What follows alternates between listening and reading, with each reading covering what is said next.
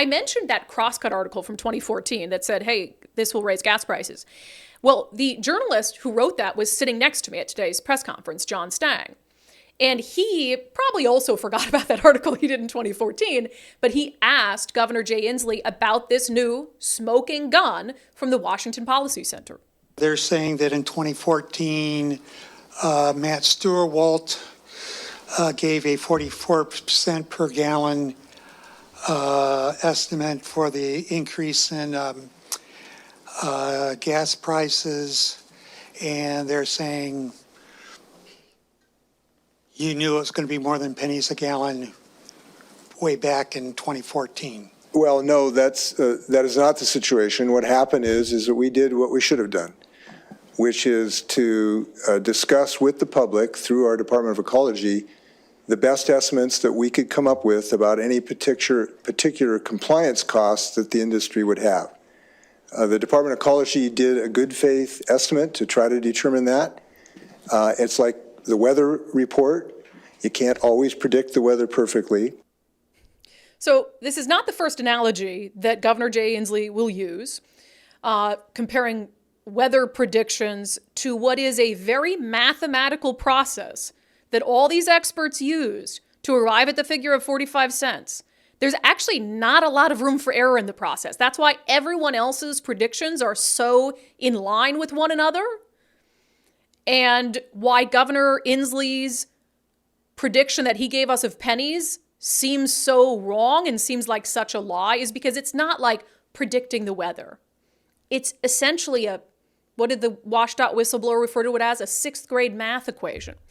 We'll get to more of that in a moment, but I'll also point out Inslee did something during this line of questioning that he often does, and that is try to inexplicably blame Republicans. It's how he just tries to distract from any criticism toward himself. So he goes on in this answer to John Stang blaming Republicans. He's like, well, our predictions might not have been right, but Republicans had predictions that were way out of left field. The only problem is the wild predictions that Governor Inslee attributed to Republicans were actually made by, his own chief policy advisor. Whoopsie. The issue of prediction is they're not always totally correct, but I know whose predictions were not correct, which were the Republicans who ran around saying this is going to be like $1 or $1.50. Those predictions were inaccurate as well. Just as a follow to what you had said there about Republicans pushing out this number, that it would be something crazy like $1.50 per gallon, that was actually the figure that was given by your chief policy advisor in 2014. And he based it off of, he gave a high and a low, and he based that off of the current CO2 prices. So based on ones that are very similar to state CO2 prices now, your own policy advisor's estimate was 44 cents a gallon to $1.46 a gallon. Yeah, so that narrative doesn't really sound so good now. And I didn't have a question there for the governor. I just wanted to point out to him that he was blaming Republicans for a wild prediction that, in fact, his own chief policy advisor had made. Now, like I said, got a chance after John Stang's question to talk to the governor about this. And this was a difficult, how do I want to place this? The governor has been asked about this a lot for a long time. And he always finds a way to excuse what is and has been and continues to be clearly a lie. There just isn't denying it anymore. There are too many estimates that have been out there for too long. Now we know, going back 9 years, that said the same thing based on a simple math equation. And for some reason, you had Governor Inslee and the Department of Ecology throw out something no experts were saying, and they have stuck to it, come hell or high water. So I sort of approached this line of questioning with the governor as just trying to reason with him about why this continues to be such a frustrating topic for so many people. I think one of the challenges with this whole conversation, why you're asked about it so often, I'm going to try again to sort of get clarity on it, is you have the central disagreement being, did the cap and trade program raise gas prices at the beginning of this year by around 45 cents a gallon? There are a lot of people whose estimates are almost exactly in line with that result. You had the Washington Policy Center that predicted, I believe it was 44 cents a gallon. You had your own senior policy advisor, and John Stang did a story on it I'm looking at right now in 2014 with the headline, Cap and Trade would increase gas prices.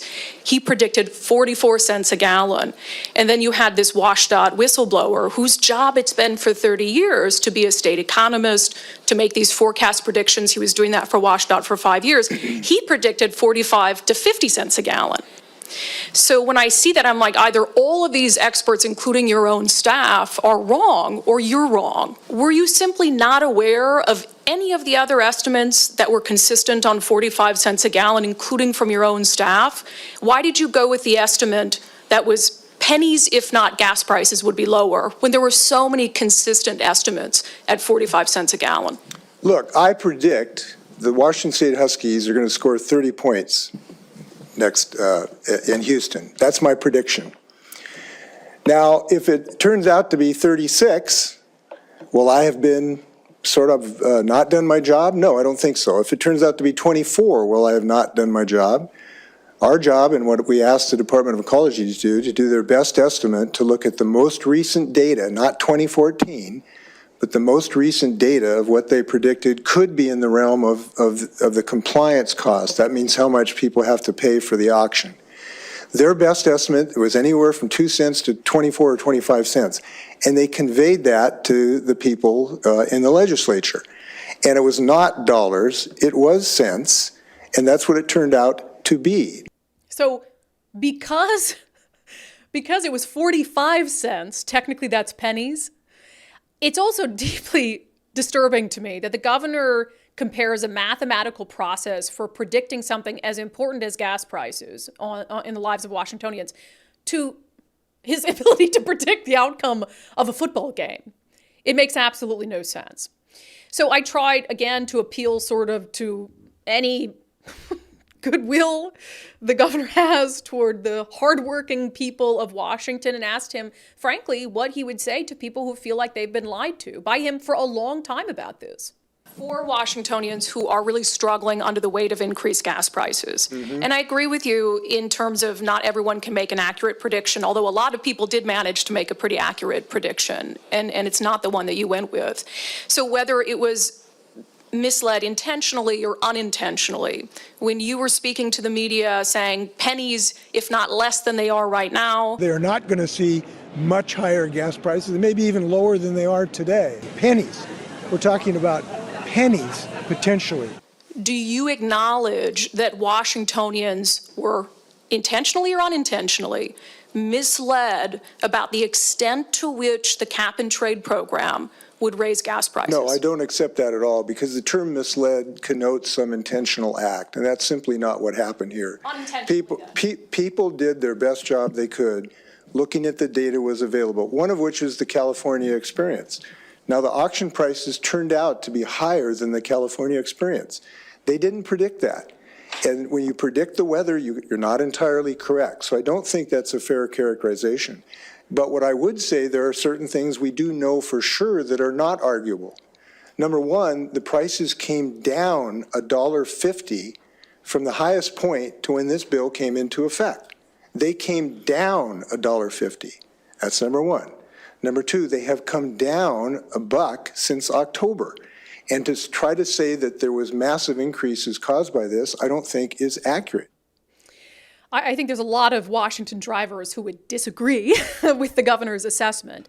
And the truth is that the Department of Ecology didn't do the best job it could. The Department of Ecology did Governor Inslee's bidding. They're the only ones who were willing to do Governor Inslee's bidding. In fact, a WSDOT economist quit his job rather than do Governor Inslee's bidding.